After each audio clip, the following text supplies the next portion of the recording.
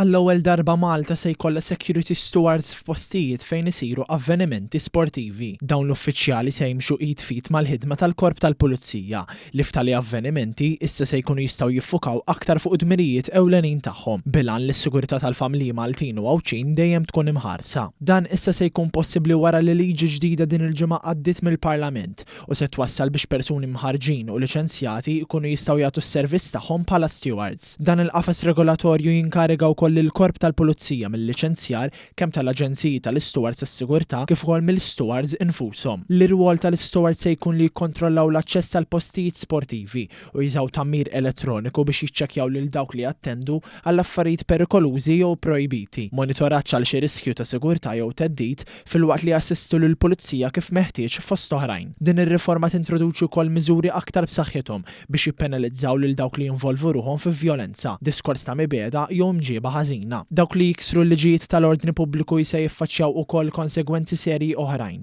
fosthom multi sa massimu ta' 5,000 euro u projbizzjoni mandatorja milli jattendu avvenimenti sportivi għal perjodu ta' bejn 6 xhur u 5 snin. Dwar dan il-Ministru responsabbli Byron Camilleri spjega li b'din il-bidla se jiġu modernizzati s-sistemi ta' sigurtà fejn isiru attivitajiet sportivi. Dan il-mod qed naraw li mhux biss nibqgħu nieħdu ħsieb is-sigurtà tagħna anka fi grounds of avvenimenti sportivi, imma fl-istess ħin nagħtu dawn l-avvenimenti ambjent aktar soċjali, ambjent aktar ta' familja. Qabel wieħed ikun jista' japplika biex jingħata l-liċenzja ta' security steward, irid ikun għamel kors ta' taħriġ li jkun rikonoxxut mill-Awtorità għall-Integrità fl-Isport Malti u approvat mill-Korp tal-Pulizija wkoll.